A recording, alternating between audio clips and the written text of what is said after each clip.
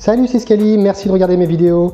On enchaîne aujourd'hui avec une autre figure qui est la balade arrière. Alors, si tu te demandes pourquoi j'ai des lunettes de soleil, j'ai vu dans les précédentes vidéos à l'intérieur que j'avais vraiment une sale tête. Alors, j'ai préféré mettre les lunettes de soleil et je pense que ça rendra un petit peu mieux. Bref, c'était une parenthèse.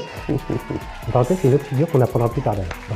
On attaque la balade arrière. Si tu as vu la balade avant, je te conseille de bien la travailler. Là, c'est la même chose en arrière, sauf que ce qui est un peu plus difficile, c'est qu'on ne va pas voir derrière soi. Et comme on ne peut pas voir, on va être obligé de voir par rapport au sol par terre.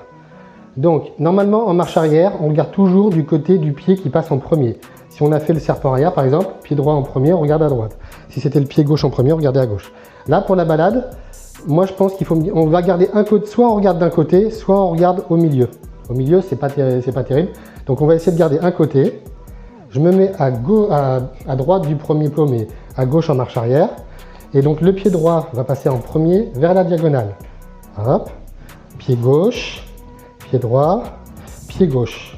Je me penche un petit peu en avant, ça me permet de voir les plots, même s'il ne faut pas trop se pencher. Je recommence, droit vers la droite, gauche vers la gauche, droit vers la droite, gauche vers la gauche. Je fais attention à la caméra quand même. Donc comme vous pouvez voir, le poids du corps est sur l'avant du patin parce qu'on va pivoter un peu derrière et on va bien chercher les diagonales. Là j'ai l'avantage d'avoir des carreaux, donc je vais essayer de viser le coin du carreau. Et là, on va essayer de viser l'autre côté. Donc, pied droit en premier, on va vers la droite. Ensuite, on change de pied, pied gauche vers la gauche. On rechange de pied, pied droit vers la droite, pied gauche vers la gauche. Et toujours pareil, les bras qui accompagnent naturellement. C'est pas très difficile comme figure. En avant, en arrière, c'est des figures basiques qui vont être importantes pour la prochaine figure qui sera le crazy.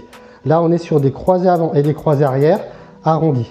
Et la prochaine figure, vraiment le crazy, c'est une figure essentielle que beaucoup de patineurs ont adoré à une époque. Maintenant, c'est un petit peu moins à la mode puisque c'est un peu trop facile. Mais vous allez voir, c'est pas mal. Autre chose, ces figures, n'hésitez pas à les combiner. Ça fait un bon échauffement aussi. Restez assez fléchi quand même.